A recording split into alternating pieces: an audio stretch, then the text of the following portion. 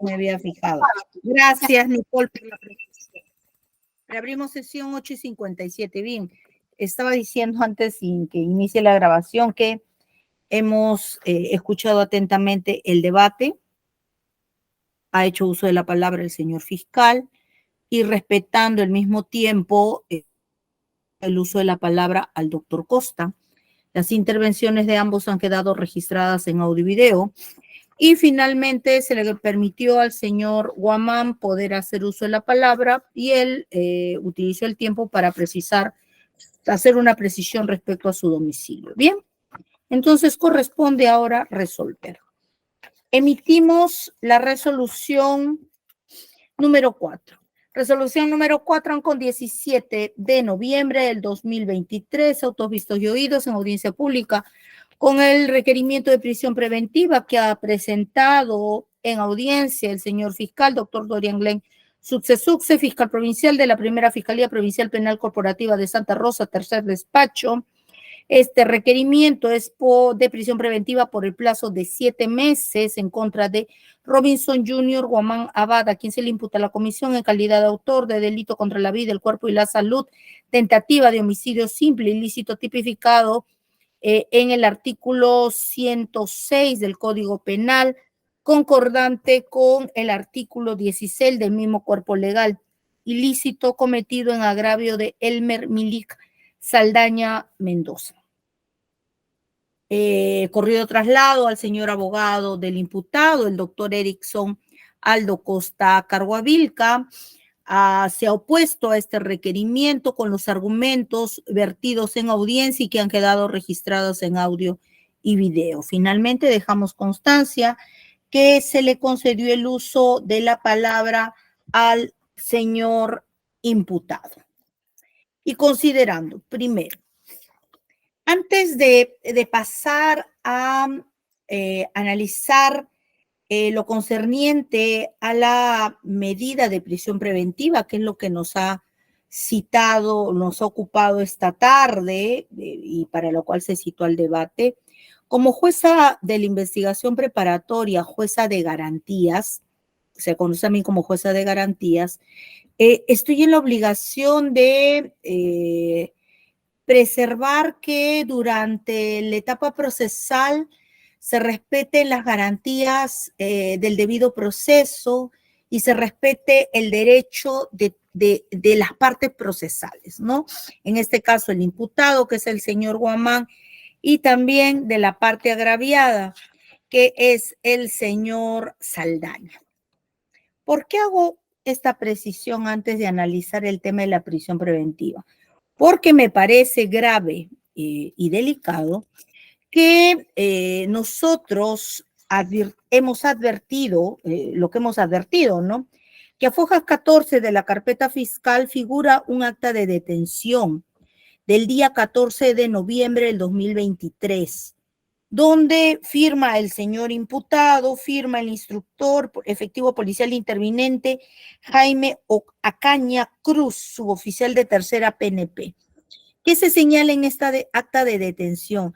Que esta acta fue suscrita en el distrito de Ancón a las 16 horas del 14 de noviembre de 2023.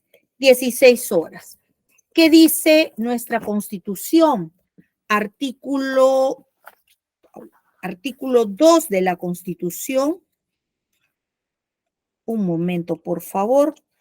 Se ha doblado acá la hojita. Nuestra Constitución señala en su artículo 2 lo siguiente. Derechos de la persona. Toda persona tiene derecho, inciso 24, a la libertad y a la seguridad personales. En consecuencia, letra F. Nadie puede ser detenido sino por mandamiento escrito y motivado del juez o por las autoridades policiales en caso de flagrante delito. La detención no durará más del tiempo estrictamente necesario para la realización de las investigaciones y en todo caso el detenido debe ser puesto a disposición del juzgado correspondiente dentro del plazo máximo de 48 horas o en el término de la distancia. Esto quiere decir que el señor Guamán ha debido ser puesto a disposición del juzgado el día máximo, el día 16 de noviembre a las 3:59 de la tarde, ¿no? Según esta acta de detención, que además guarda relación con el acta de lectura de derechos del imputado, que se da a las 4:07, donde el señor da fe de que ha recibido, se le han leído cuáles son sus derechos que tiene como imputado, reconocidos además en el artículo 71 del Código Procesal Penal, y además guarda relación con la constancia de buen trato que ha suscrito el señor Guamán a las 4:13. O sea, todas las actas son seguidas. El acta de detención a las 4 de la tarde, el acta de lectura de derechos a las 4:07, la constancia de buen trato a las 4:13. ¿Cuándo se presentó este requerimiento? Este requerimiento ha sido presentado el día de ayer alrededor de las 5 de la tarde. ¿Por qué digo alrededor? Porque mientras llegaban y foliaban los elementos de convicción, porque fueron 2 personas del Ministerio Público, junto me indicaron con una fiscal, esto fue ingresado a las 5:13 de la tarde con 25 segundos, ¿no? Ingresado al sistema. Las personas llegaron al promediar las 5 de la tarde, porque ya íbamos a terminar la jornada laboral, ¿no? El detenido fue ingresado en la carceleta a las 4:50 de la tarde, ¿no? Todo guarda relación, más o menos la misma hora. La fiscalía se ha pasado de las 48 horas, ¿no? Definitivamente, afectando no solamente la libertad del imputado, sino transgrediendo la norma constitucional, ¿no? El artículo que acabamos de hacer mención, artículo 2, inciso 24, letra F. Decretar la libertad en este estado del imputado no nos corresponde porque hay que evaluar el debate de la prisión preventiva, ¿no? Finalmente fue puesto a disposición del juzgado tal como exige la Constitución y nosotros empezamos con un nuevo plazo que son las 48 horas que tenemos nosotros para atender este requerimiento y llamar a una audiencia a fin de no afectar la Constitución. El Código Procesal Penal, además, no, porque nos dan 48 horas para citar a esta audiencia. Entonces, pero nosotros no podemos pasar por alto este exceso del Ministerio Público, ¿no? Porque ha tenido 2 días para poder presentar dentro del plazo de ley al detenido con el requerimiento respectivo. No lo ha hecho. Entonces, lo que corresponde es que pongamos esta situación en conocimiento del órgano de control, la Autoridad Nacional de Control del Ministerio Público, para que proceda conforme a sus atribuciones. Es lo que corresponde y allí se investigará. Pero nosotros, al advertirlo, no podemos pasar por alto. Así que eso es lo que quería señalar en este primer considerando, que está referido a la afectación a la libertad del imputado por parte del Ministerio Público y se dispondrá ya en la parte resolutiva la remisión de copias a la Autoridad Nacional de Control para que procedan conforme a sus atribuciones. Segundo, gracias Nicole. Segundo, respecto a la prisión preventiva, al requerimiento de prisión preventiva, señala el artículo 268 del Código Procesal Penal. El juez, a solicitud del Ministerio Público, podrá dictar mandato de prisión preventiva si, atendiendo a los primeros recaudos, sea posible determinar la concurrencia de los siguientes presupuestos. A, que existen fundados y graves elementos de convicción para estimar razonablemente la comisión de un delito que vincule al imputado como autor o partícipe del mismo. B, que la sanción a imponerse sea superior a 4 años de pena privativa de la libertad. Y C, que el imputado, en razón a sus antecedentes y otras circunstancias del caso particular, permita colegir razonablemente que tratará de eludir la acción de la justicia, peligro de fuga, o obstaculizar la averiguación de la verdad, peligro de obstaculización. Tercero, respecto al peligro de fuga, el artículo 269 del Código Procesal Penal indica que para calificarlo el juez deberá tener en cuenta lo siguiente. 1.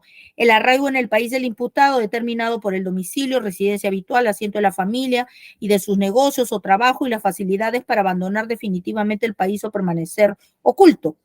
2, la gravedad de la pena que se espera como resultado del procedimiento. 3, la magnitud del daño causado y la ausencia de una actitud voluntaria del imputado para repararlo. 4, el comportamiento del imputado durante el procedimiento o en otro procedimiento anterior en la medida que indique su voluntad de someterse a la persecución penal. Y 5, la pertenencia del imputado a una organización criminal o su reintegración a las mismas. En este extremo del peligro de fuga, el señor fiscal ha desarrollado lo concerniente a la falta de arraigo, gravedad de la pena, comportamiento del imputado, peligro de no, esto, hasta ahí, estos puntos, ¿no? Luego es el peligro de falta de arraigo, gravedad de la pena, comportamiento del imputado y además en su escrito de integración ha desarrollado sobre la magnitud del daño causado y la ausencia de una actitud voluntaria para reparar.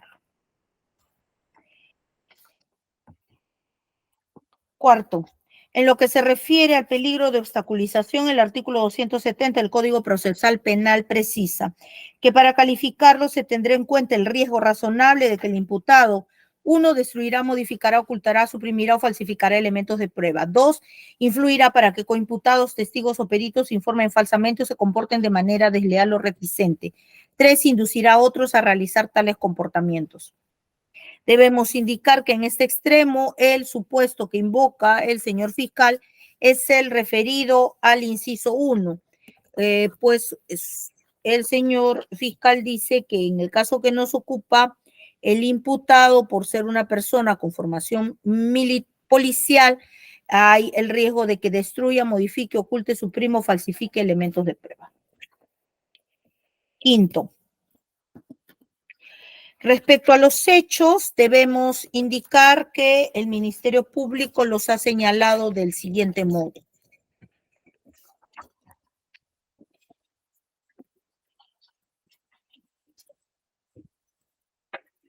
Un momento, por favor.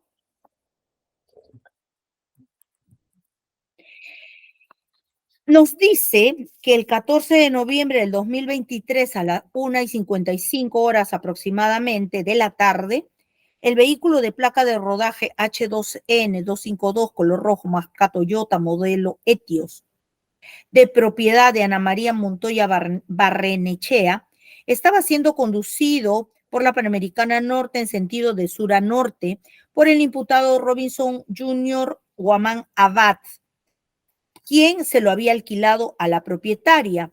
El vehículo lo iba conduciendo desde la ciudad de Lima hasta la ciudad de Huacho. Llegando al peaje de la variante de Ancón, que está en la Panamericana Norte, en el sentido de sur a norte, intempestivamente pasó el peaje sin pagar, levantando la tranquera de control. En esas circunstancias, el agraviado Elber Milik Saldaña Mendoza, de 61 años, quien se desempeñaba como agente de seguridad en el peaje de la variante de Ancón de la empresa Boxer Security, trató de colocar un cono para que el conductor del vehículo frenara y pague el peaje.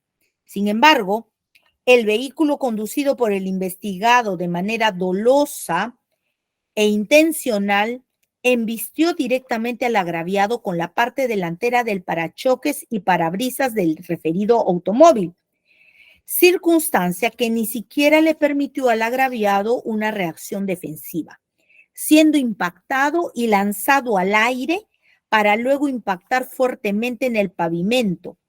Y luego, seguidamente, el imputado continuó su marcha, su recorrido hacia el norte. Es en estas circunstancias que el personal policial Jaime Orlando Azaña Cruz se encontraba apoyando al personal policial de delitos y faltas a la altura del kilómetro 50 de la Panamericana Norte. Y un conductor se estacionó intempestivamente con su camioneta y le indicó que un auto de color rojo acababa de pasar segundos antes, había atropellado a una persona en la variante de Ancón, por lo que de inmediato este efectivo policial realizó la persecución. Luego, la policía logró divisar al vehículo de color rojo de placa H2N252 el cual estaba estacionado al costado de la Panamericana Norte, a la altura del kilómetro 65,500 en sentido de sur a norte, jurisdicción de Aucayama, en una zona descampada, verificando el personal policial interviniente que dicho vehículo solo contaba con una placa de rodaje H2N252 en la parte trasera, el parabrisas trizado y el capó delantero hundido. Y es en ese mismo momento que el efectivo policial Jaime Orlando Azaña Cruz visualiza una persona caminando por este descampado, quien miraba hacia diferentes lados y quien, al notar además la presencia policial, cruzó al otro extremo de la vía en sentido de norte a sur, logrando subir rápidamente a un bus interprovincial de la empresa Barranca, por lo que el personal policial procedió a darle el alcance en el patrullero a la altura del kilómetro 65, donde se logró intervenir al investigado, quien estaba sentado en la parte posterior del bus, quien además refirió ser policía, y luego fue conducido al lugar donde se encontraba el vehículo rojo de placa H2N252, en el cual se encontró una fotocopia del carné policial del suboficial de segunda PNP, Jaime Mendoza López, comunicándose con este efectivo policial por celular, y este refirió que el indicado vehículo le pertenece a su suegra Ana María Montoya Barrenechea y que lo había alquilado al imputado Robinson Jr. Guamán Abad. A consecuencia del impacto del vehículo, el agraviado sufrió lesiones en diferentes partes de su cuerpo, que si bien han requerido 2 días de atención facultativa por 7 de incapacidad médico-legal, conforme se advierte del certificado médico-legal número 15477 PFHC que obra en autos, sin embargo, por la forma y circunstancias como sucedieron los hechos, así como por el medio empleado por el investigado, se tiene que el imputado tenía animus necandi, ánimo de matar. Ello al ver que el agraviado que se interponía en su camino, decidió atropellarlo de manera directa con el vehículo, verificándose de estas circunstancias que el imputado actuó con animus necandi, lo cual configura el delito de tentativa de homicidio. Así señalado, los hechos fueron tipificados por el Ministerio Público como delito contra la vida, el cuerpo y la salud, tentativa de homicidio simple, ilícito tipificado y sancionado por el artículo 106 del Código Penal, concordado a su vez con el artículo 16 del mismo cuerpo legal referente a la tentativa. Dice el artículo 106, el que mata a otro será reprimido con pena privativa de libertad no menor de 6 ni mayor de 20 años. El artículo 16 dice, en la tentativa el agente comienza la ejecución de un delito que decidió cometer sin consumarlo. El juez reprimirá la tentativa disminuyendo prudencialmente la pena. Sexto, un momento.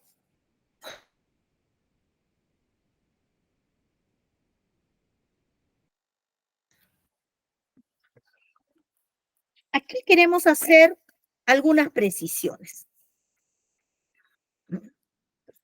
La casación de Moquegua, la 626-2013, Moquegua, precisa en su 24º considerando que el debate en una audiencia de prisión preventiva se divide en cinco partes necesariamente. Se verificará la existencia de 1, fundados y graves elementos de convicción; 2, de una prognosis de pena mayor a 4 años; 3, de peligro procesal; 4, la proporcionalidad de la medida; y 5, la duración de la medida. El representante del Ministerio Público debe comprenderlos en su requerimiento escrito, fundamentando cada extremo con exhaustividad. Ello posibilitará que la defensa lo examine antes de la audiencia, se prepare y pueda pronunciarse sobre estos, y que el juez analice y resuelva cada uno, dividiéndose el debate en cada uno de los 5 puntos indicados, ejerciéndose contradicción 1 a 1, agotado 1, se pasará al otro. Queremos dejar constancia que nosotros hemos sido muy cuidadosos al momento de guiar el debate y hemos dado estricto cumplimiento a lo que señala la casación de Moquegua. Séptimo, bien, corresponde analizar los 3 presupuestos materiales y pronunciarnos además sobre los puntos denominados proporcionalidad de la medida y duración de la medida. Bien, aquí vamos a empezar con el análisis de los fundados y graves elementos de convicción. Definición que ha sufrido un cambio desde que se promulgó el Código Procesal Penal hasta la fecha. Así tenemos nosotros que en la casación de Moquegua, en su 26º considerando, señala que debe acreditarse mediante datos objetivos obtenidos preliminarmente y o propiamente de la investigación que cada uno de los aspectos de la imputación tenga una probabilidad de ser cierta. Es el llamado fumus delicti comici, o sea, la apariencia de verosimilitud del hecho delictivo y vulneración del imputado. Añade en su 27º considerando que para la adopción de la prisión preventiva no se exige que se tenga certeza sobre la imputación, solo que existe un alto grado de probabilidad de la ocurrencia de los hechos mayor al que se obtendría al formalizar la investigación preparatoria, valiéndose de toda la información oralizada y acopiada hasta ese momento. Primeros recaudos. En el 28º considerando, dice esta casación, que sobre los actos de investigación se debe realizar un análisis de suficiencia similar al que se hace en etapa intermedia del nuevo proceso penal. Se debe evaluar individualmente y en su conjunto extrayendo su fiabilidad y aporte a efectos de concluir si es que la probabilidad sobre el hecho es positiva.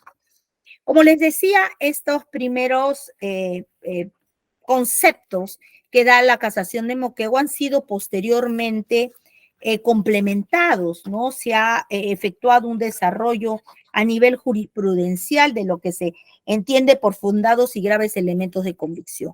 Así tenemos, en primer lugar, la sentencia plenaria casatoria 1-2017, es la SIJ 433, de fecha que iba por su milla alcances del delito de lavado de activos, artículo 10 del decreto legislativo 1106, modificado por el decreto legislativo 1249 y estándar de prueba para su persecución procesal y condena de fecha 11 de octubre del 2017, que fue publicado en el Diario Oficial El Peruano el 25 de octubre del 2017 y que va de la página 7000 a partir de la página 7919. ¿Por qué invocamos esta sentencia? Porque en su 24º considerando desarrolla los niveles o grados de sospecha. Así, en el 24º considerando letra D, explica lo concerniente a la sospecha grave y nos señala que es la sospecha grave es propia para dictar mandato de prisión preventiva, el grado más intenso de la sospecha, más fuerte en términos de nuestro Código Procesal Penal que la sospecha suficiente y que resulta necesaria para la acusación y el enjuiciamiento. Requiere de un alto grado de probabilidad de que el imputado ha cometido el hecho punible y de que están presentes todos los presupuestos de la punibilidad y de la perseguibilidad, alto grado de probabilidad de una condena. Esa es una conditio sine qua non de la adopción y el mantenimiento de esta medida de coerción personal.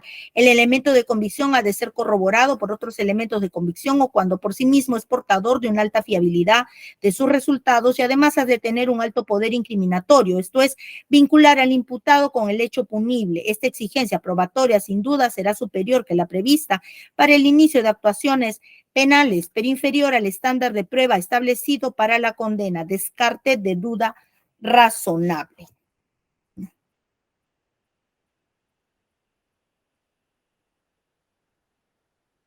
Bien, y luego, con el acuerdo plenario 1-2009, se recoge este concepto, pero se le cambia de nombre, ¿no? Y se le denomina ya como sospecha fuerte.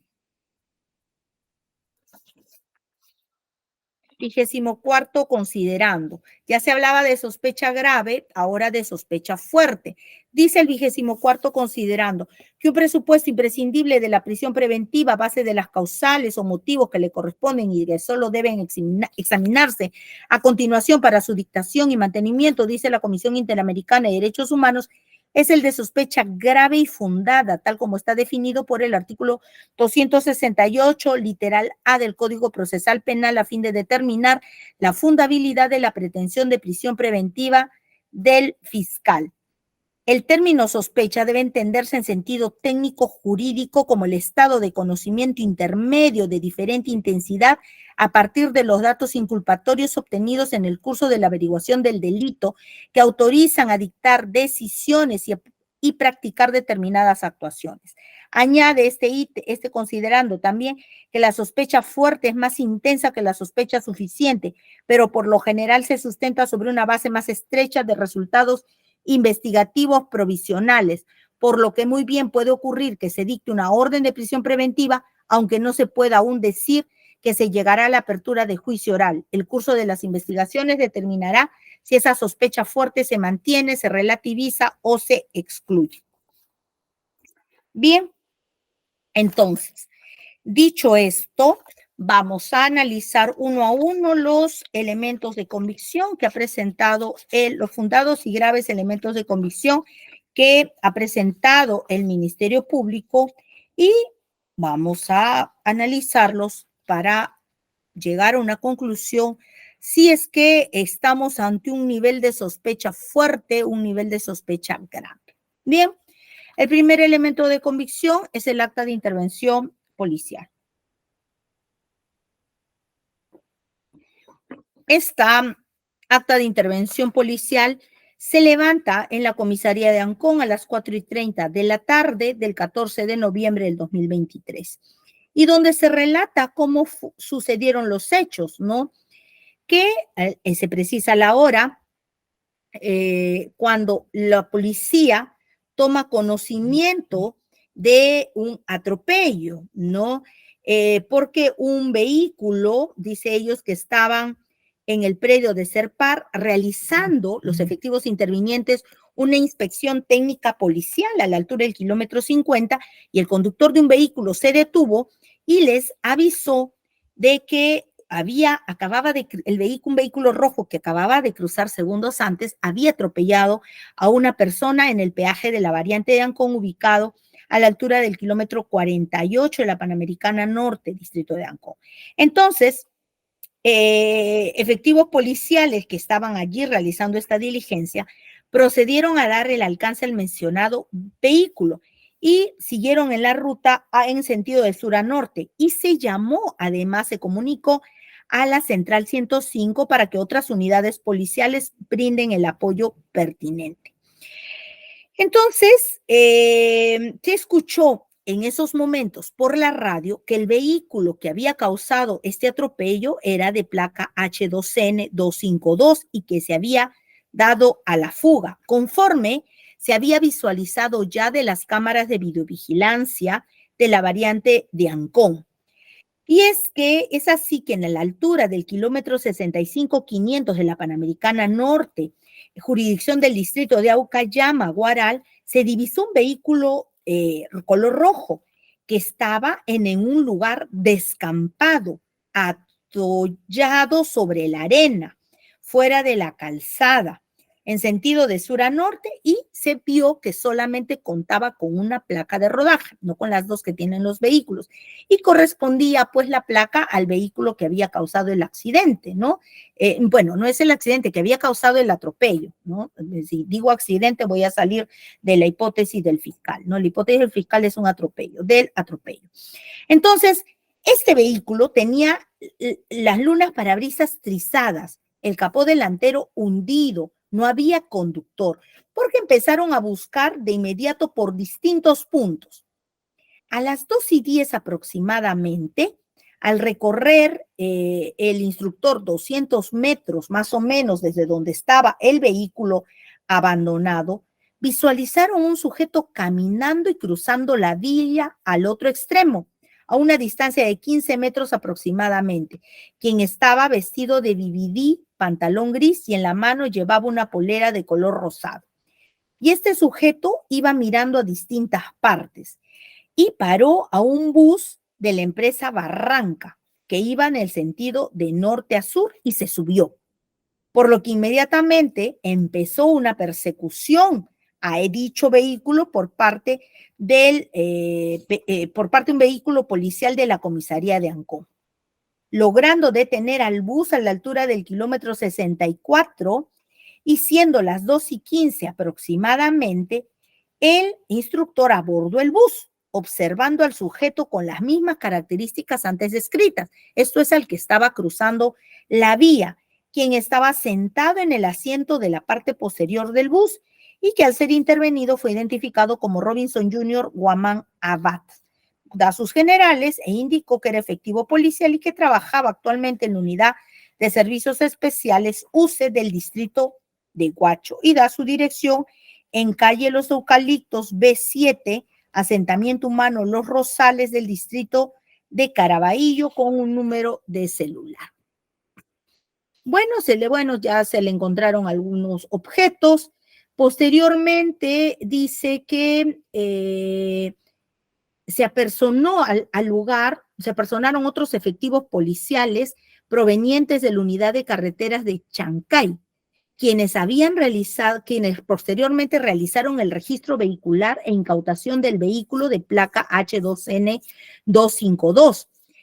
Este personal policial se comunicó al número telefónico 967-639170 del suboficial de segunda Jaime Martín Mendoza López, toda vez que durante el registro vehicular, en el interior del vehículo se halló una copia simple a colores del carnet de identificación policial de esta persona. Y este suboficial en la llamada telefónica indicó que el vehículo causante del atropello es de propiedad de su suegra, Ana María Montoya Barrenechea, quien además se lo había alquilado al suboficial de tercera PNP Robinson Jr. Guamán Abad, ¿no? Luego se supo el dato del agraviado Elber Milik Saldaña Mendoza, que había sido evacuado por la ambulancia de Norvial a la clínica Aviva de Los Olivos. Diagnóstico policontuso, quedando en observación. Bien, se dejó constancia que han visualizado el registro fílmico de las cámaras de videovigilancia del peaje La Variante y se puede apreciar que el vehículo de color rojo pasa directamente el peaje sin pagar y se aprecia que el agraviado cierra el pase haciendo uso de un cono de seguridad y en esa circunstancia fue atropellado. Cayó sobre el parabrisas del vehículo y luego cayó al suelo y el vehículo se dio a la fuga. Es por eso que se procede a la detención del señor Guamán Abad. Y hacen una precisión, que el acta no la realizaron, dice que el acta de intervención se culmina en las instalaciones de la comisaría de Ancón, toda vez que en el lugar no se contaba a la mano con medios logísticos, pues el personal policial que intervino estaba realizando otra diligencia de apoyo al personal de delitos y faltas de la comisaría de Ancón. Bien, cierran el acta 6:50 de la tarde. Primer elemento de convicción que describe cómo habría ocurrido los hechos. Siguiente elemento de convicción ofrecido por el Ministerio Público es la declaración de Henry Williams García Cuellar. El señor declara en presencia representante del Ministerio Público, es efectivo policial de carreteras. Le preguntan cuál fue su participación en la intervención al señor Guamán Abad. Dice que recibió una llamada de su base de que un vehículo rojo había atropellado a un personal de seguridad en el peaje y que hicieran la captura del vehículo. Un momento, por favor.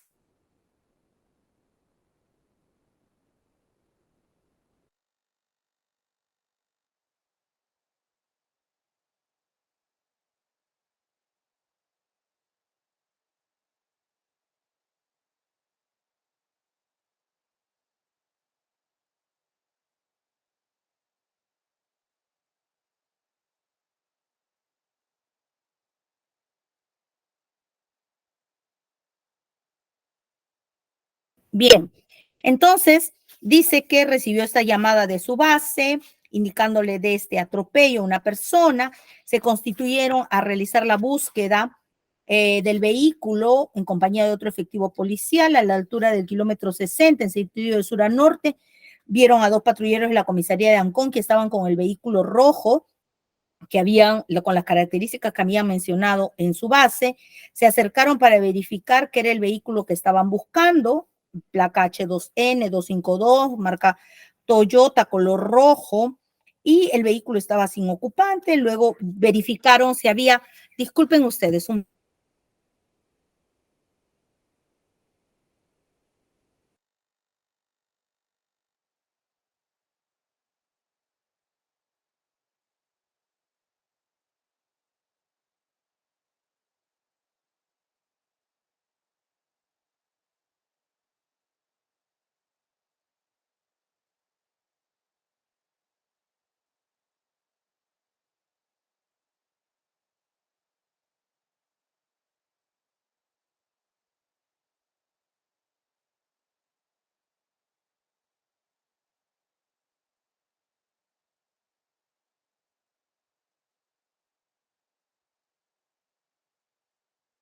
disculpen, es un tema familiar. Mil disculpas, mis padres son personas mayores.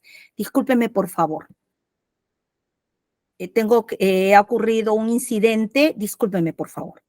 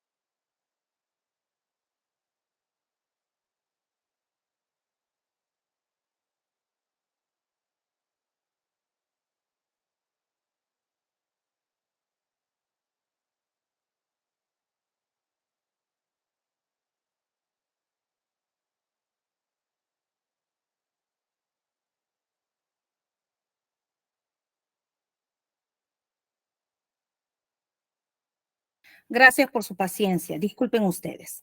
Bien, les decía, entonces el señor describe cómo participó en la intervención y él procede a realizar el registro vehicular. Encontró allí en el vehículo un portadocumentos color negro conteniendo en su interior una fotografía de un carnet policial con el número de CIP 31589615 a nombre del señor Jaime Mendoza López, quien tiene el grado de suboficial de segunda de la Policía Nacional del Perú en actividad. Entonces se comunicaron a su base para que le brinde información dónde trabaja esta persona y les indicaron que el señor tiene como centro de trabajo la UCE de Huacho. Consiguieron, además, le consiguieron el número telefónico de esta persona, el 967-639170, que pertenece a este suboficial de segunda Mendoza. Le llamaron por teléfono y él les refirió que el vehículo es de propiedad de su suegra, la señora Ana María Montoya Barrenechea. Y además indicó que este vehículo, su suegra, se lo había alquilado al suboficial de tercera PNP Robinson Jr. Guamán Abad, el imputado.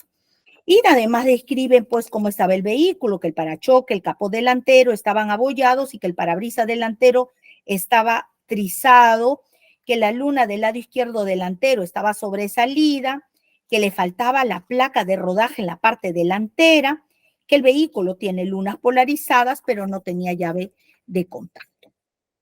Eso es lo que precisa el señor declarante. Bien, siguiente elemento de convicción que presenta el Ministerio Público es la declaración del señor Jaime Orlando Azaña Cruz. También rinde su declaración en presencia de representante del Ministerio Público.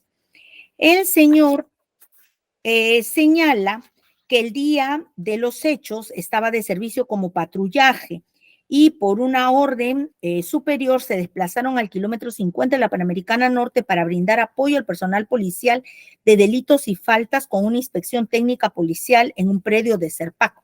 A la 1:55 aproximadamente se estacionó un vehículo, una camioneta, y un conductor les indicó que, que habían pasado segundos antes un vehículo de color rojo que había atropellado a una persona en el peaje de la variante del distrito de Ancón, por lo que abordaron los efectivos policiales un vehículo policial y fueron a proceder a darle el alcance al auto rojo.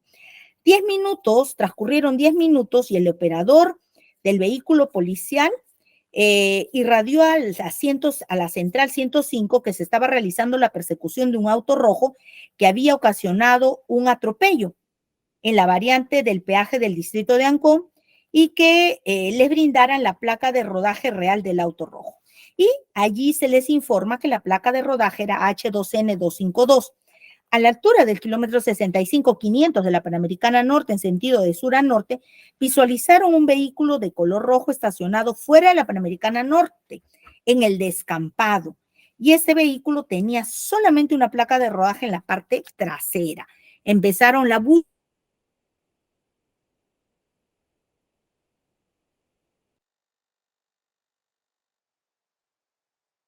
Doctora, doctora, doctora. Doctores, no le escucho a la doctora, sí parece que se le ha ido sin un momento, por favor. Sí, ¿hasta qué parte se escuchó? Se puso en negra mi pantalla. ¿Hasta qué parte se escuchó? Hasta que vieron una persona que estaba... Sí, doctora, a ver, indicó que en la Panamericana Norte, en el sentido de sur a norte, visualizaron un vehículo de color rojo estacionado fuera de la Panamericana Norte en el descanso, y este vehículo tenía solamente la placa de rodaje en la parte trasera. Hasta allí. Sí, ya, doctora. Gracias, doctor. Entonces, empezaron a buscar quién podía, dónde estaba el conductor. Y más o menos a 200 metros de donde estaba el vehículo, visualizaron una persona que estaba caminando y mirando a diferentes lados, desorientado, quien al notar la presencia policial cruzó al otro extremo de la vía en sentido de norte a sur. Esta persona vestía un BBD, pantalón gris, una polera color rosado colgado del brazo, y paró un bus interprovincial de la empresa Barranca. Como el lugar era descampado y no es un lugar transitado, se procedió a dar el alcance al bus a la altura del kilómetro 65 aproximadamente. Y es precisamente este declarante, este testigo, que es la persona que subió para intervenir a esta persona que había momentos antes subido al bus y que a quien él describió, y lo ubicó sentado en un asiento posterior de dicho vehículo. Entonces, se identificó esta persona como efectivo policial y el policía interviniente le informó que minutos antes había habido un atropello en el peaje de la variante y que el vehículo que ocasionó el atropello estaba abandonado a la altura del kilómetro 65. A tal explicación, como era la única persona que estaba por las inmediaciones del vehículo, del auto rojo que había causado el atropello, él decidió descender del vehículo, donde luego llegó ya la unidad de carreteras y los efectivos policiales indicaron que arribaron al lugar, indicaron que dentro del carro habían encontrado un portadocumentos con la copia a colores del carnet policial del suboficial de segunda PNP Mendoza, y que se habían comunicado con él y que esta persona había señalado que el vehículo era de su suegra, la misma que le había indicado que además esta señora había alquilado el vehículo al señor Guamán. Es por ese motivo que lo condujeron hasta donde estaba el vehículo abandonado y llegando al lugar del vehículo, el oficial, el señor Guamán, indicó laborar en la UCE de Guaral, y que luego un suboficial de carreteras mostró un video donde se visualiza que el vehículo de color rojo se pasó el peaje de frente y que una persona le puso el cono de seguridad y que el vehículo lo impacta y la persona cae en el pavimento, y que el auto sigue su rumbo con dirección desconocida. Es por esos motivos que el señor Guamán es conducido a la comisaría.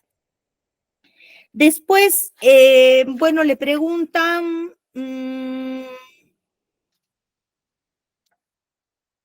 bueno, que él levanta varias actas, que el señor Guamán no firmó el acta de intervención policial, solamente indicó que él no iba a firmar, bueno, es su derecho además, ¿no? Luego, cuando le dijeron al señor que el señor dice que le hizo mención al detenido con relación a algún documento del vehículo y el señor le indicó, el señor Guamás indicó que él no era el conductor. No mencionó más, se quedó callado, ¿no? Bueno, ¿qué más indica? Bueno, repite los datos de cómo fue encontrado, cómo lo vieron al señor Guamán por inmediaciones donde estaba el carro, a 200 metros más o menos de donde fue encontrado el vehículo rojo. Además precisa que el intervenido, el señor Guamán, era la única persona que transitaba por inmediaciones del lugar donde estaba el vehículo. Esto lo dice en la respuesta a la pregunta 28.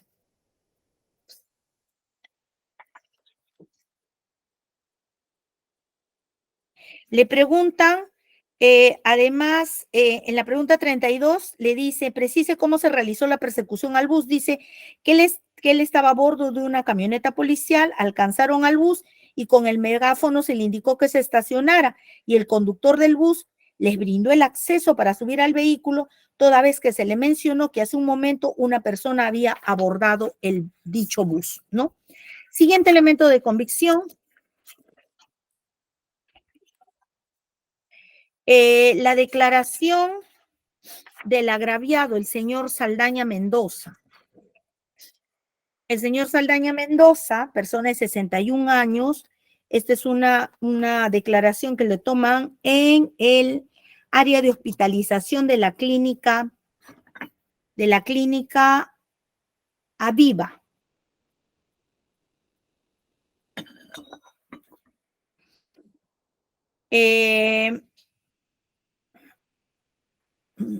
Él dice que es personal de seguridad de la empresa Boxer, trabaja en la variante de Ancón, tratando de evitar la fuga de conductores que cruzan los peajes en sentido de norte a sur y de sur a norte con el apoyo de efectivos policiales. Que su horario de trabajo, bueno, da su horario de trabajo, sus ingresos. ¿Qué pasó? Le preguntan por los hechos. Dice que en circunstancias que se encontraba de servicio en la variante de Ancón en el sentido de norte a sur a la 1:50 del 14 de noviembre, divisó que un auto rojo evadió el peaje. Es en esas circunstancias que en medio del carril,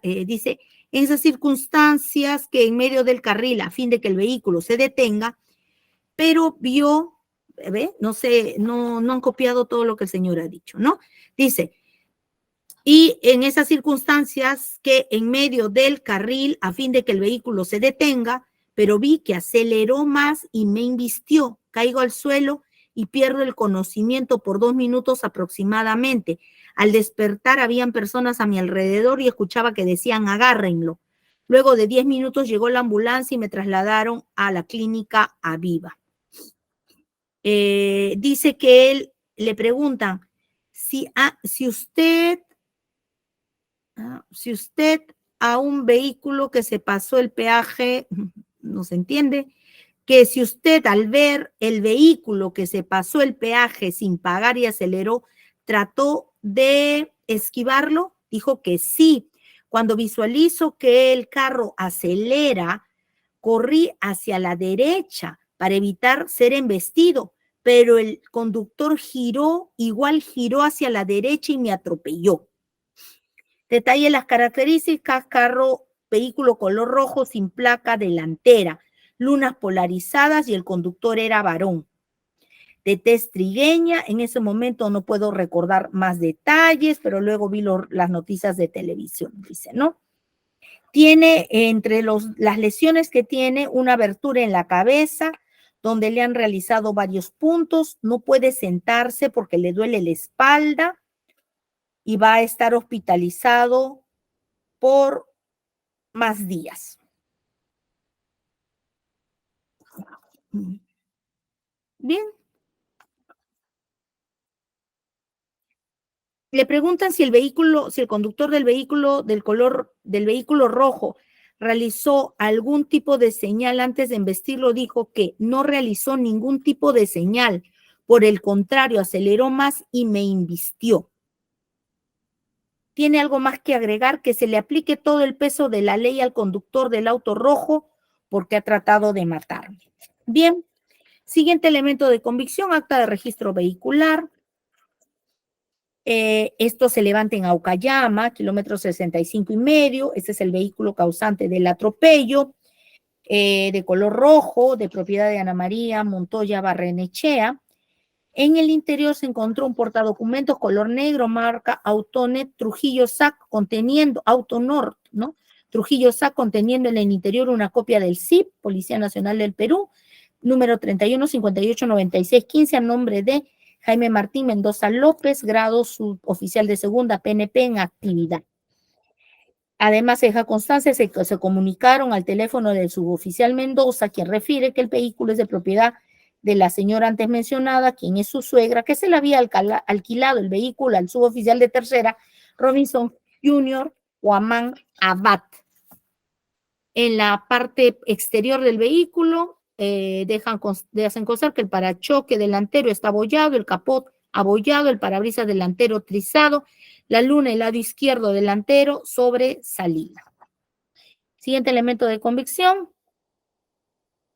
Acta de inspección técnico policial del 15 de noviembre del 23.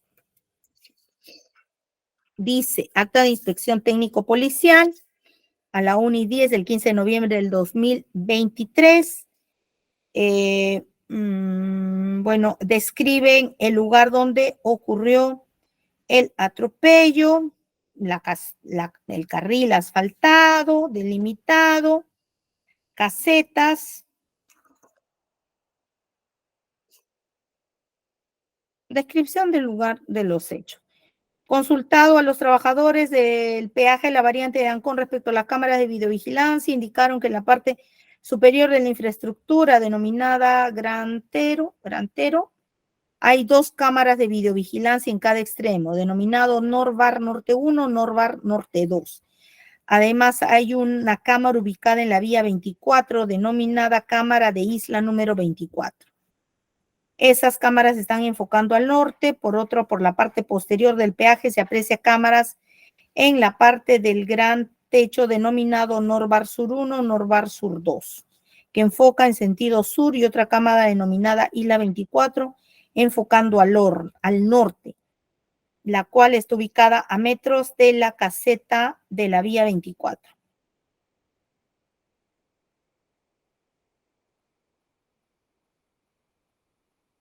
Además, se precisa que el personal indicó que el soporte fílmico, esto es, las grabaciones, iban a ser extraídas y remitidas al despacho fiscal.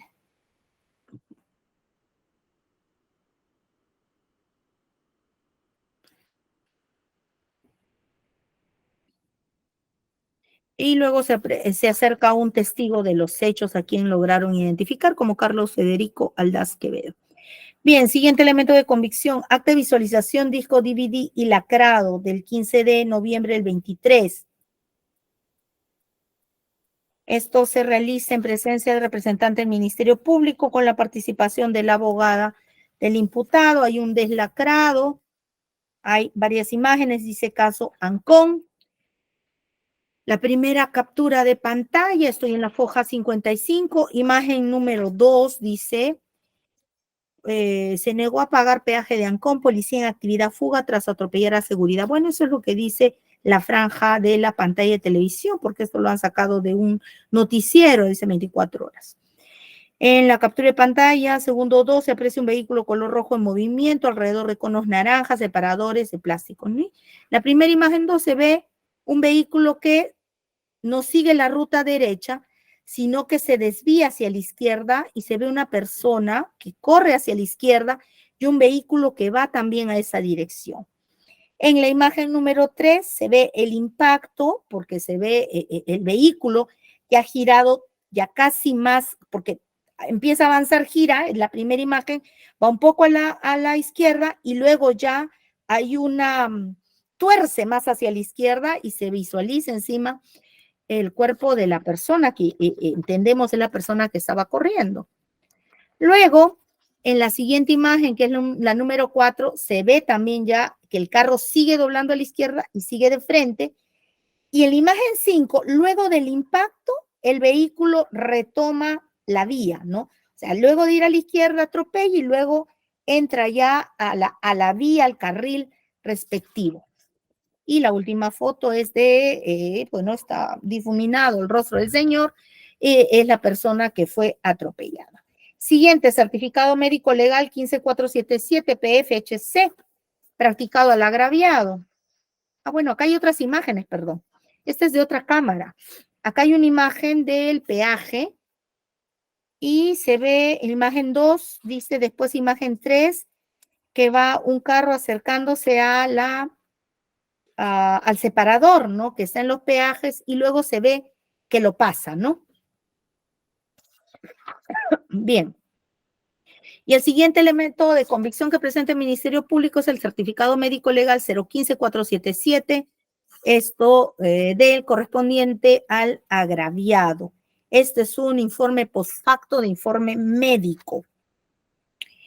Bien, dice, paciente refiere que sufrió accidente de tránsito en calidad de peatón, refiere que recibe impacto directo en el tronco y pelvis, golpeándolo contra el pavimento. Refiere dolor en múltiples partes del cuerpo, cefalea, dolor torácico, dolor dorsolumbar, cintura pélvica. Luego, más adelante, dice que está somnoliento, quejumbroso, diagnóstico policontuso, traumatismo encefalocraniano, herida en cuero cabelludo y hipertensión arterial. No, claro, es como consecuencia, ¿no? del estrés. Debe ser una persona que sufre de un problema de hipertensión arterial. Le hacen unas pruebas de tomografía, radiografía, columna, etcétera. ¿Cuál es el diagnóstico? Accidente de tránsito del 14 de noviembre del 2023, diagnóstico, policontuso, traumatismo encefalocraniano, herida en cuero cabelludo, hipertensión arterial por accidente, por lo que hubiera requerido 2 días de atención facultativa y 7 de incapacidad médico legal. Esos son todos los elementos y falta el certificado de antecedentes penales del señor Guamán. Bueno, este no es un elemento de convicción, ¿no? En caso de llegarse a la etapa intermedia y ofrecerse en la etapa de control de medios de prueba, puede ser un medio de prueba, pero ese no es un elemento de convicción, ¿no? No guarda relación directa con los hechos que son materia de imputación. Bueno, ¿qué tenemos que decir respecto a todo lo que hemos verificado, ¿no? La defensa ha señalado que no hay elemento de convicción que acredite que es el imputado quien conducía el vehículo. Es más, lo han negado, no dicen que el señor no conducía el vehículo.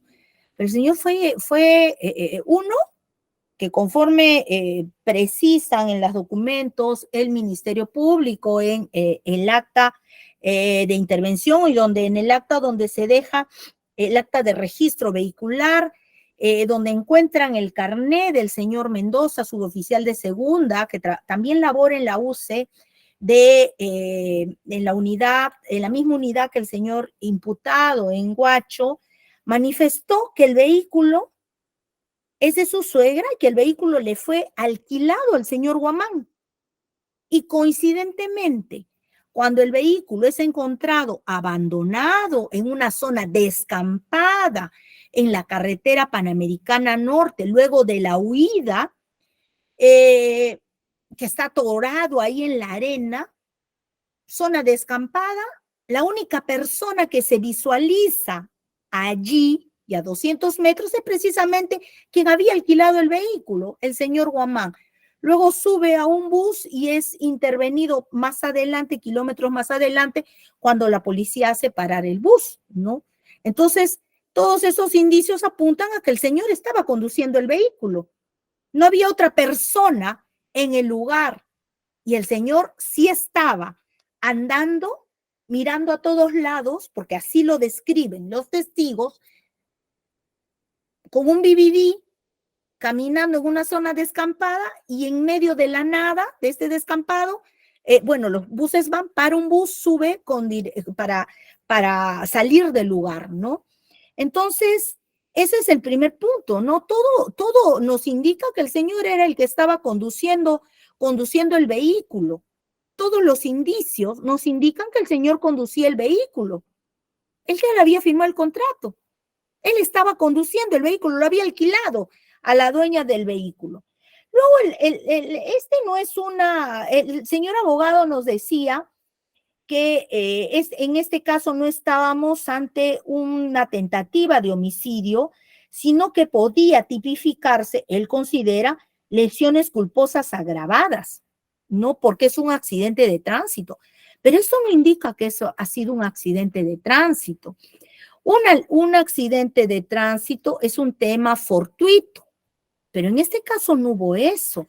Según lo que se ha podido ver de las fotografías, de las cámaras, de las capturas de los videos, se ve que hay un carro que pasa por el peaje, que no paga el peaje y que más adelante, y eso es lo que llama la atención, ¿no?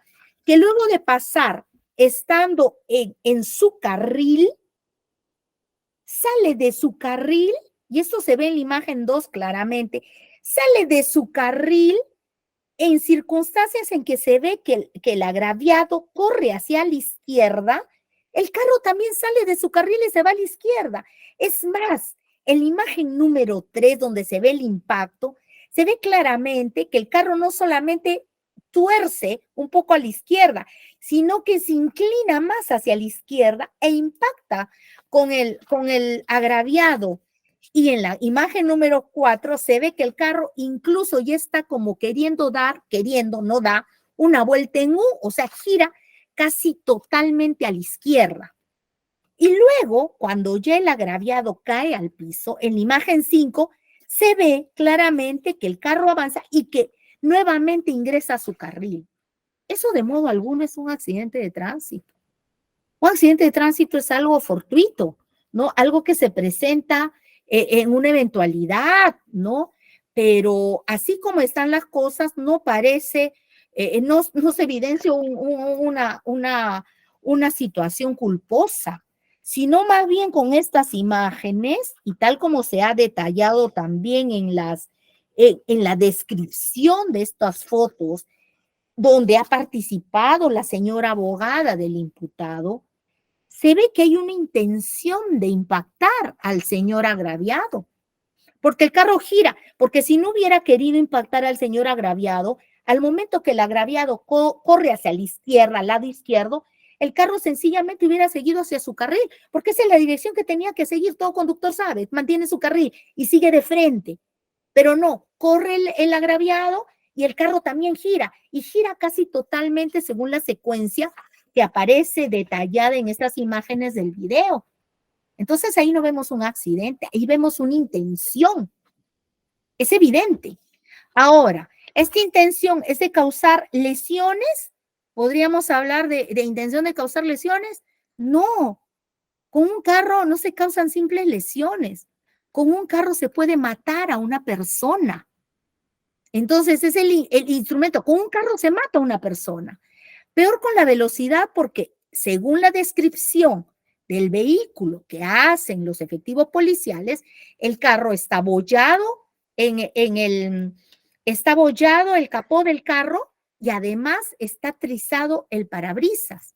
Quiere decir que el impacto ha sido fuerte, porque todos los daños en el vehículo así lo indican, ¿no? Y el señor ha resultado lesionado.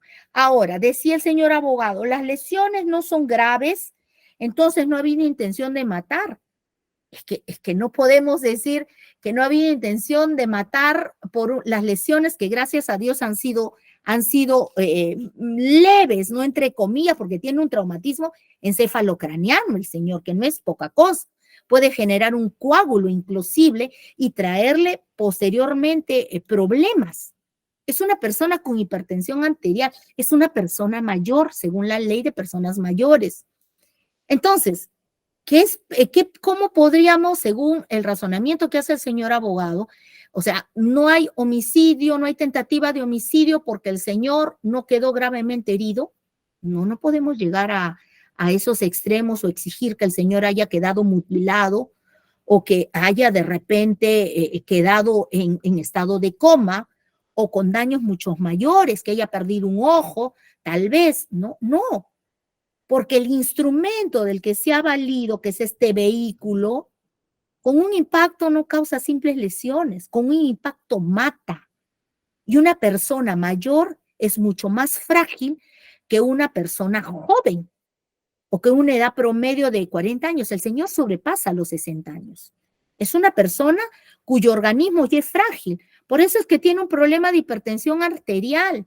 Claro, no es el señor abogado objeta la hipertensión arterial, pero los problemas de hipertensión arterial es propio de las personas mayores y cualquier suceso dispara la presión arterial. Y esto no ha sido cualquier suceso, este ha sido un atropello y se evidencia la intencionalidad donde esta persona mayor ha sido levantada por el carro, ha caído en el capó del carro y ha roto ha trizado la luna del parabrisas del vehículo.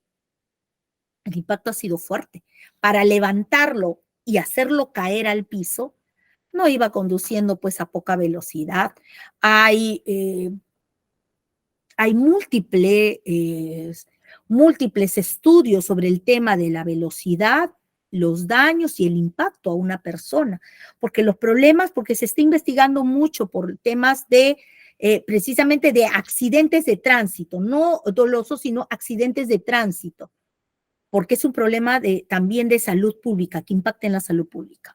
Entonces, donde se puede determinar la velocidad. Entonces, vemos ello. No vemos un accidente de tránsito, vemos una intención de causar una lesión mayor, no de lesionar, sino de matar, ¿no? Y con estos elementos de convicción que presenta el Ministerio Público, nosotros concluimos de que existe sospecha grave, sospecha fuerte, que vinculan al señor Guamán con el ilícito contenido en el artículo 108 del Código Penal, concordado al 106, perdón, del Código Penal 106, concordado a su vez con el artículo 16 que habla de la tentativa, porque no se dio el resultado muerte, pero sí se ve una intencionalidad de ocasionarla conforme hemos descrito en estos momentos con los elementos de convicción. Concluimos que se da el primer presupuesto. Octavo, prognosis de pena.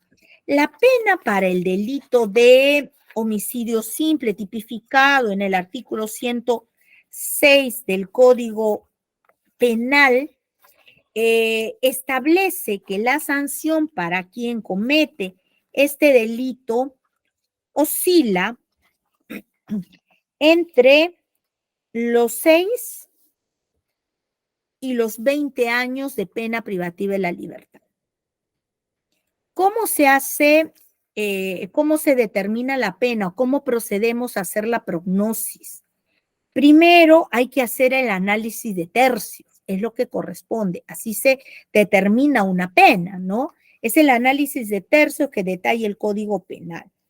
Encontramos el primer tercio, que la pena oscila entre 6 y 10 años con 9 meses de pena privativa de la libertad.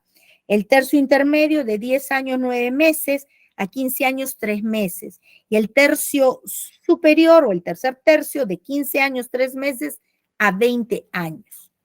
Ahora, se tiene que verificar también cuáles son las circunstancias atenuantes y agravantes que se presentan en el caso que ahora estamos analizando. Una circunstancia atenuante, es el hecho de que el señor Guamán no cuenta con antecedentes penales. Sin embargo, también se da una circunstancia agravante. El agraviado es una persona mayor y las personas mayores son personas en condición de vulnerabilidad, ¿no? Esa es una circunstancia agravante. Y la otra agravante que invoca el Ministerio Público es el que consiste en el medio empleado, en este caso un vehículo, ¿no? Entonces, frente a esta situación donde hay un atenuante y dos agravantes, la pena debe ubicarse en el tercio intermedio. Estamos haciendo una prognosis de 10 años 9 meses a 15 años 3 meses. Pero como ha quedado en grado de tentativa, la pena tiene que reducirse prudencialmente. Prudencialmente no es que es de 10 años a 9 meses, si es el extremo mínimo del tercio intermedio, no va a ser pues 4 años, ¿no? Que lo cual permitiría al imputado tener una pena suspendida, no bajo reglas de conducta, no, porque es prudencial. Y si es prudencial de 10 años, 9 meses, no se va a disminuir casi 6 años, ¿no? Una disminución prudencial puede llegar a los 8 años, ¿no? A los 8 años o tal vez a los 7, dependiendo ya del criterio del juez y cómo lo sustente. ¿Pueden llegar a una terminación anticipada, salidas alternativas? Sí, pero la reducción de un sexto sobre una pena de 7 años no va a llegar a 4 años, ¿no? Entonces, definitivamente, por tanto, concluimos que sí se da el segundo presupuesto. Esto es que la pena supera los 4 años de pena privativa de la libertad. Noveno, peligro procesal. El peligro procesal, el señor fiscal en su intervención nos hablaba del peligro de fuga por falta de arraigos familiar, domiciliario y laboral. Bien, vamos a verificar también lo que ha presentado la defensa del imputado.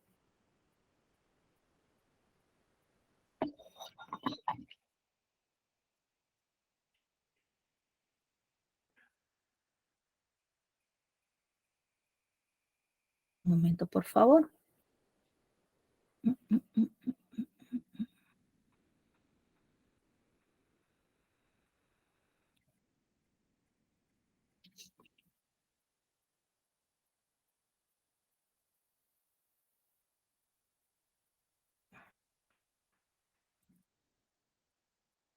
Aquí está. Este no es. Aquí está. Bien. Nos presenta, el señor fiscal ha concluido de que no hay arraigo de ningún tipo. Bueno, vamos a verificar con los documentos que nos ha presentado la defensa. Empecemos por el arraigo familiar. Han presentado el acta de nacimiento de un niño, el cual ha sido reconocido por el señor Guamán como su hijo. Es un niño pequeño que ha nacido en el año 2021. Tiene 2 años y 2 meses de edad. No es un niño pequeño. Es reconocido por el señor Guamán. El arraigo familiar consideramos que lo acredita con la presencia de un hijo que lo obligaría a permanecer en un lugar porque hay una obligación de brindar los alimentos, de atender al niño para garantizar su subsistencia, ¿no? Esto en el tema que tiene un hijo. Luego presentan una declaración jurada de convivencia donde la madre del niño, la señora Pierina Casandra Chávez Guerrero, indica de que, o declara bajo juramento ser la conviviente del señor Guamán, ¿no? Pero a mí me llama algo la atención, más allá de la firma o de que no sea notarialmente, porque el hecho de que la señora haya señalado que vive en calle Los Eucaliptos, Manzana B, lote 7, Paradero, El Establo. Si son convivientes, comparten el mismo domicilio, ¿no? Sin embargo, el señor Guamán, cuando se le preguntó para que nos brinde su dirección, dudó. Nos dio otra dirección. Es más, se puso titubeante en el momento. No nos supo decir dónde vivía, ¿no? Y finalmente optó por decir que vivía en Huacho, ¿no? Pero luego cuando ha intervenido nos ha dado la dirección de los eucaliptos. Entonces eso nos genera duda realmente de la existencia de un domicilio fijo o un domicilio de un hogar de convivencia. No nos genera certezas, más bien nos genera dudas, porque el señor ha cambiado y no ha sabido dar su domicilio, y estamos hablando de un señor que tiene 29 años de edad, es joven el señor, pero tiene 29 años y una persona ya de 29 años. Es más, efectivo policial, pues no es extraño que no sepa cuál es su domicilio, ¿no? Eso se lo podríamos pasar a una persona, a alguien que es menor de edad, que todavía no puede dar los datos exactos, a un niño quizás, ¿no? Aunque los niños saben su domicilio, sin embargo, el señor, siendo efectivo policial, nos ha variado de domicilio y no daba con la dirección exacta. Yo he tenido que intervenir para pedirles numeración, etcétera, porque no parecía que no sabía dónde vivía, ¿no? Entonces, arraigo domiciliario no encontramos del señor Guamán. En cuanto al arraigo laboral, el señor ha declarado ser efectivo policial. Han presentado las fotos de cuando ha sido designado efectivo policial. Está con su familia. En estas fotos está su carnet que lo identifica como efectivo policial. Pero también hay un elemento de convicción, que es el último que presentó el señor fiscal, que no lo mencioné, también lo pasé por alto, pero es este documento, es un oficio que suscribe el señor comandante segundo Urbina Pizarro, jefe encargado de la OD 15 Callao. Tiene por fecha el día de hoy. El señor, el comandante, envía y va con el sello de confidencial una resolución, la 016-2023, IGPNP, DIRIM B/ODLICN 15, de fecha 14 de noviembre del 2023, ¿no? Donde resuelven iniciar procedimiento administrativo disciplinario sumario contra el señor Guamán por la presunta comisión de la infracción muy grave, código MG41, MG42, infracción muy grave G23, G53, que están previstas en la ley 30.714, ley del régimen disciplinario de la Policía Nacional del Perú, por haber sido detenido en flagrancia delictiva el 14 de noviembre del 2023 por estar inmerso en la presunta comisión de delito contra la vida, el cuerpo y la salud o tentativa de homicidio en agravio de Elber Milik Saldaña Mendoza.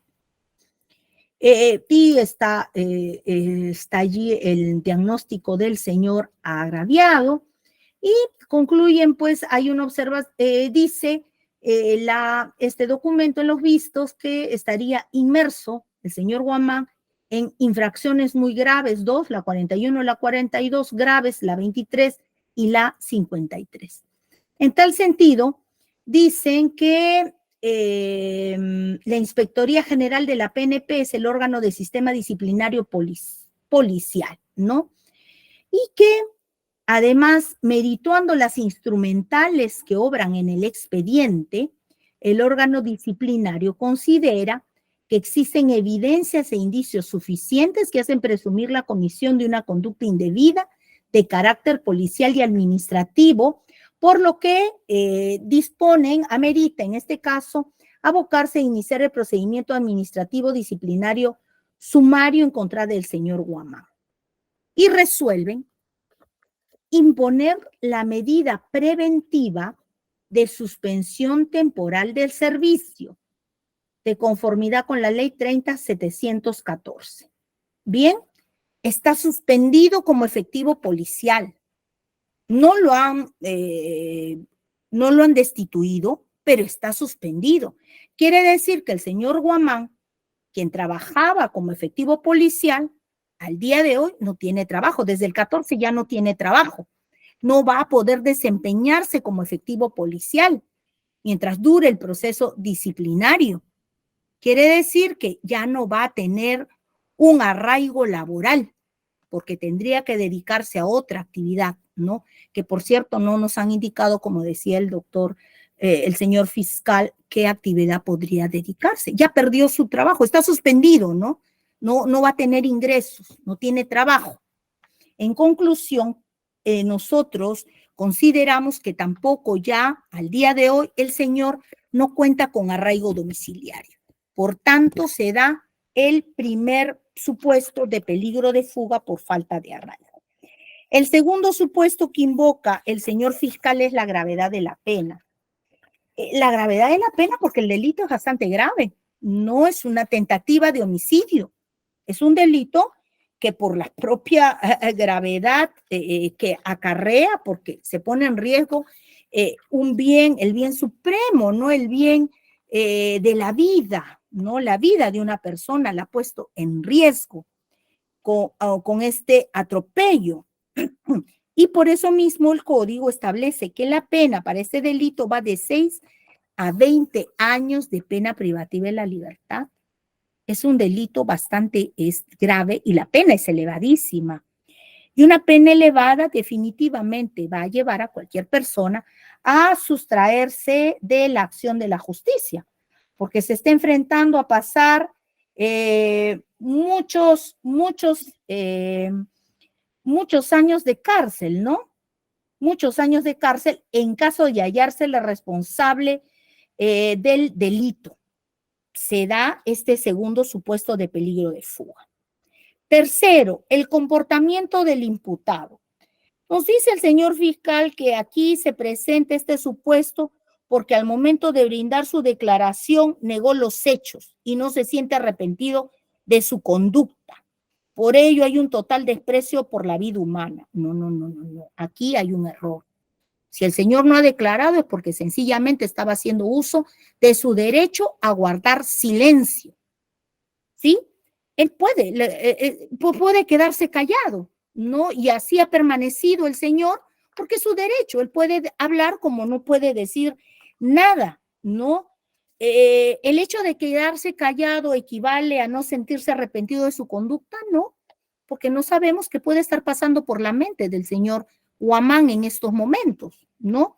Más allá de la preocupación por la situación en la que se encuentra, como toda persona en una situación similar estaría muy preocupado, pues no podemos saber si está arrepentido o no está arrepentido. Esto es muy subjetivo, ¿no? Hay que ser objetivos. Ya el doctor Costa nos hablaba del tema de la objetividad, ¿no?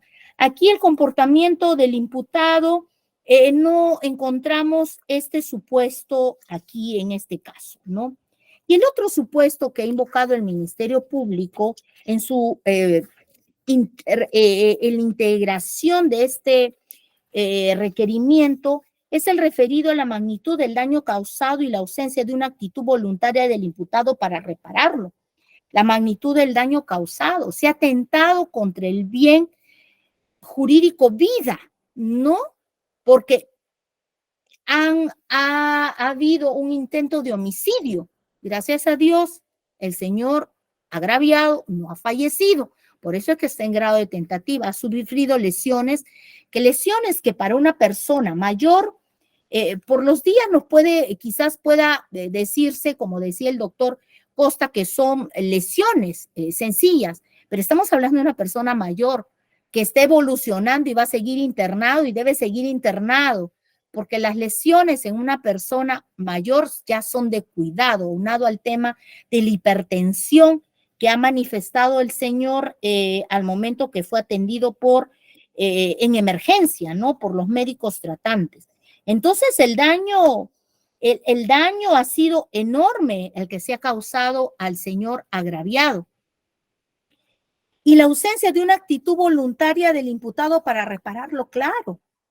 El imputado huyó del lugar de los hechos hasta que el carro se atascó en la arena y salió y empezó a caminar por esta zona descampada donde no había nadie y donde no hay nada en la parte alta de la carretera, y allí es donde es intervenido ¿Qué es lo que nosotros esperamos como ciudadanos de un efectivo policial? Que nos proteja, que nos cuide, que nos dé seguridad. Es lo que la ciudadanía y la sociedad espera de un efectivo policial, que apoye a las personas que estén en una situación de emergencia.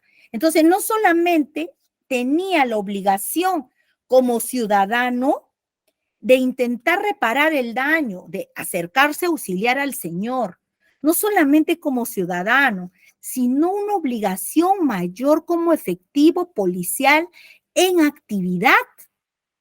Sin embargo, el Señor no auxilió, huyó y luego siguió caminando, abordó un bus para despistar a las personas que estaban en su búsqueda, los efectivos policiales que lo intervinieron.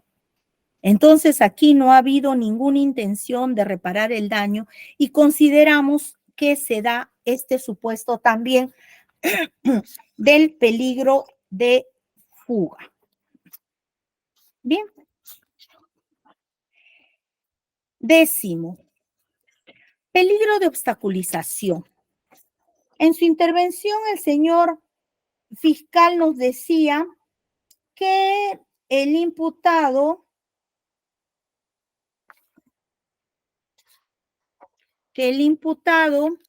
había peligro de que el imputado pueda destruir, modificar, ocultar, suprimir o falsificar elementos de prueba. ¿Por qué? Es una persona con formación policial. Sí, pues, sí lo es. Es un efectivo policial que ahorita está suspendido, ¿no? Está suspendido temporalmente de su servicio, pero tiene formación policial. Pero eso realmente lo va a llevar a destruir, modificar, ocultar, suprimir o falsificar algún elemento de prueba que objetivamente, ¿qué es lo que lleva a pensar al señor fiscal que eso va a ocurrir? Una simple suposición nos puede llevar a señalar que hay un peligro de obstaculización. No, de modo alguno. No, nosotros tenemos que ser muy objetivos, analizar la carpeta fiscal.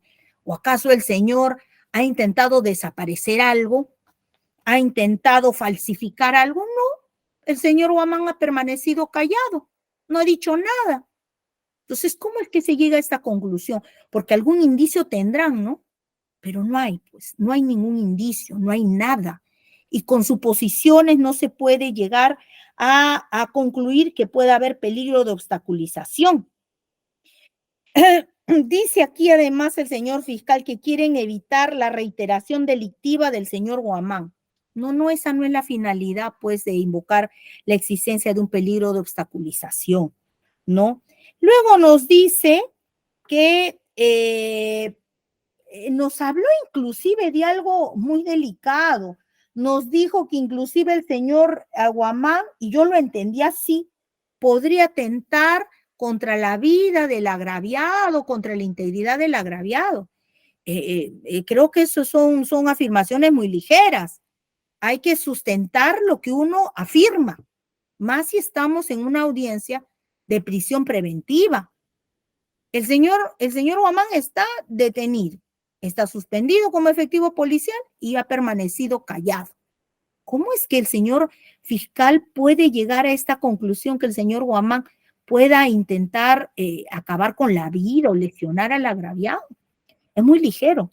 Eso no se puede afirmar si es que no tiene elementos que lo lleven a esa conclusión, ¿no? Por eso nosotros en este extremo no encontramos objetivamente ningún indicio que nos lleve a suponer que en el caso que nos ocupa hay peligro de que el señor Guamán destruya, modifique, oculte, suprima o falsifique elementos de prueba, porque el Ministerio Público no lo ha acreditado. Bien, dicho esto, concluimos que existe peligro procesal. 11º, la casación de Moquegua nos habla de dos temas que merecen o que deben, más que merecer, que deben ser debatidos en una audiencia de este tipo. El primer punto es el referido a la proporcionalidad de la medida, porque estamos frente a la restricción de un derecho fundamental y eso no lo podemos pasar por alto. Y en un Estado constitucional de derecho, no solamente tenemos la obligación de motivar, de efectuar una motivación reforzada, como ya lo ha señalado el Tribunal Constitucional en el habeas corpus, en la sentencia del caso Yoshiyama Tanaka, que lo mencionó y lo ha invocado más de una vez el doctor Costa. Entonces aquí la motivación debe ser reforzada. Y parte de esta motivación reforzada es que nosotros analicemos si la medida evaluemos la medida solicitada por el Ministerio Público si supera el test de ponderación. Entonces, toda limitación a un derecho fundamental debe analizarse bajo la óptica del principio de proporcionalidad, que a su vez tiene tres subprincipios: idoneidad, necesidad y proporcionalidad propiamente dicho. Cuando hablamos del juicio de idoneidad o adecuación, debemos verificar si la restricción en el derecho, en este caso, esta restricción a la libertad del señor Guamán, resulta pertinente y adecuada a la finalidad que se busca tutelar. Nos ha dicho el señor fiscal que esta medida de prisión preventiva la solicita para asegurar la presencia del señor Guamán durante la etapa de la investigación preparatoria, la etapa intermedia y la etapa de juicio oral, ¿no? Es lo que para eso está pidiendo esta medida. ¿Es adecuada la medida? Consideramos que sí. ¿Por qué? Porque como lo hemos dicho en los considerandos anteriores, sobre el señor Guamán pesa hay sospecha fuerte y sospecha grave que lo vinculan al ilícito que le atribuye el Ministerio Público. Homicidio en grado de tentativa, ¿no? Eso es uno. Y además hay otra circunstancia que no puede pasarse por alto, es que existe peligro de fuga. Peligro de fuga porque el señor Guamán no cuenta con arraigos, porque el señor Guamán además se está enfrentando una pena bastante elevada, la gravedad de la pena, y porque además se ha desarrollado lo concerniente a la magnitud del daño causado. Entonces, frente a esta situación, nosotros ya concluimos que había peligro de que se sustraiga de la acción de la justicia. Es por ello que consideramos que esta medida resulta ser adecuada para garantizar la presencia del señor Guamán durante toda la etapa procesal. Superado el análisis de idoneidad, tenemos que pasar al análisis de necesidad. Esto es, verificar si existen medios alternativos que puedan garantizar, en el caso que nos ocupa, la presencia del señor Guamán durante toda la etapa de procesal. El código señala otras medidas, como una comparecencia simple. Creemos que una comparecencia simple no es la medida adecuada. El doctor Costa nos hablaba de la posibilidad de que impongamos una medida menos gravosa, la medida de comparecencia restrictiva. Incluso mencionó de que se podría fijar una caución. Consideramos que esta medida no es tampoco la adecuada, toda vez que estamos no solamente frente al peligro de fuga, no, sino que además hay una vinculación, hay fuertes, fundados y graves elementos de convicción, hay sospecha fuerte y además una prognosis de pena que de encontrarse responsable al señor Guamán estaría pues enfrentando una pena superior a los 10 años de pena privativa de la libertad. Entonces, consideramos que la gravedad de la pena también nos aleja del tema de la posibilidad de dictarle una medida coercitiva menos gravosa. Y concluimos que esta medida de prisión preventiva resulta ser necesaria. Finalmente, el análisis de proporcionalidad.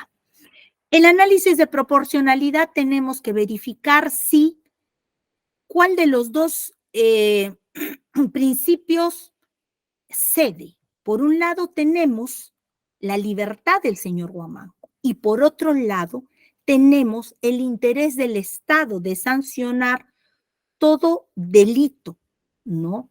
Y no estamos ante un delito menor, estamos a un delito un delito muy grave, con una pena también bastante elevada, de 6 a 20 años de pena privativa de la libertad. La pena en sí refleja la gravedad del delito.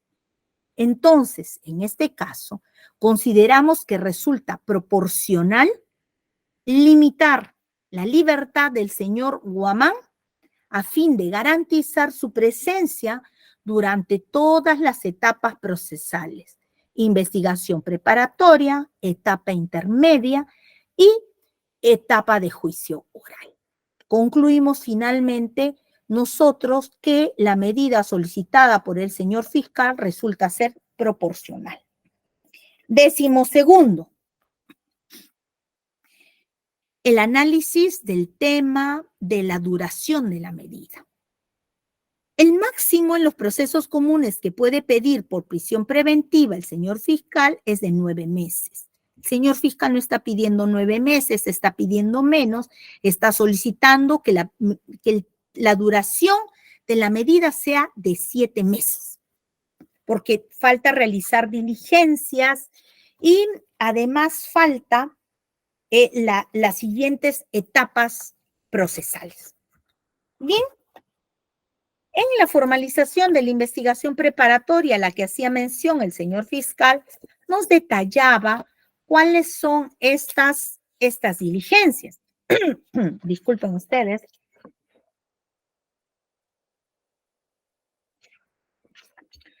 Nos indicaba que faltaban recibir testimoniales, la testimonial del señor Mendoza, la testimonial de la propietaria del vehículo, la señora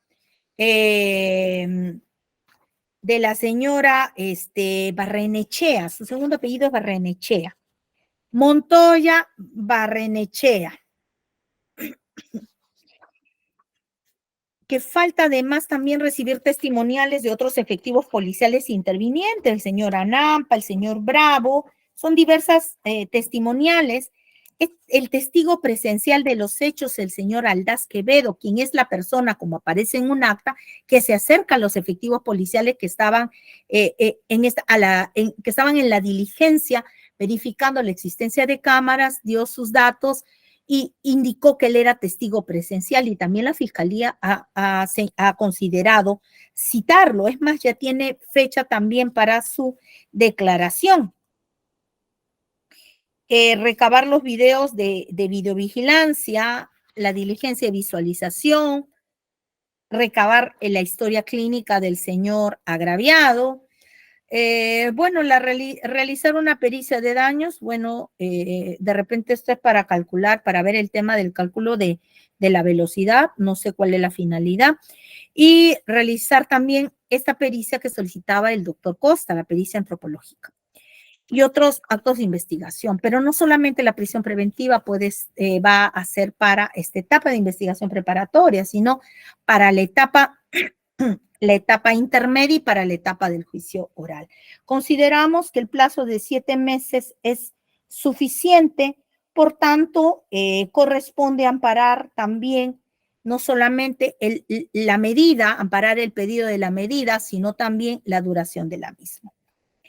Por lo expuesto, se resuelve a: declárese fundado el requerimiento de prisión preventiva por 7 meses solicitado por el señor fiscal, doctor Dorian Glenn Succe, fiscal provincial de la Primera Fiscalía Provincial Penal Corporativa de Santa Rosa, tercer despacho, en contra de Robinson Jr. Guamán Abad, a quien se le imputa la comisión en calidad de autor de delito contra la vida, el cuerpo y la salud, homicidio simple en grado de tentativa, ilícito tipificado y sancionado por el artículo 106 del Código Penal, concordante con el artículo 16 del mismo cuerpo legal, en agravio de Elber Milik Saldaña Mendoza. B. Dispóngase el internamiento en cárcel pública del señor Robinson Jr. Guamán Abad con DNI 48569028. Género masculino, estado civil soltero, nacido el 9 de septiembre de 1994. Grado de instrucción secundaria completa, natural del distrito de Comas, provincia de Lima, departamento de Lima. Hijo de Juan Cipriano y de Delia Beatriz. C. Estando a lo señalado, antes de pasar a C. La medida de prisión preventiva se computará desde el 14 de noviembre del 2023 y vencerá el 13 de junio de 2024. C. Estando a lo señalado en el primer considerando de la presente resolución, remítase copia certificada de la presente acta, así como del acta de detención del imputado obrante a fojas 14 de la carpeta fiscal y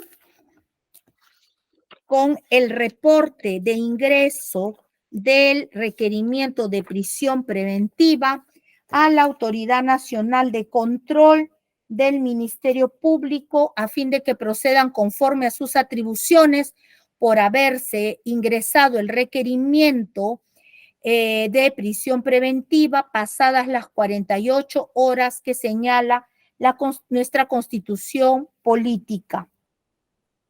D. Curses en los oficios de internamiento respectivo. Notifíquese, se pone en conocimiento del señor fiscal, quien indicó. Conforme, señorita magistrada. Doctor Costa.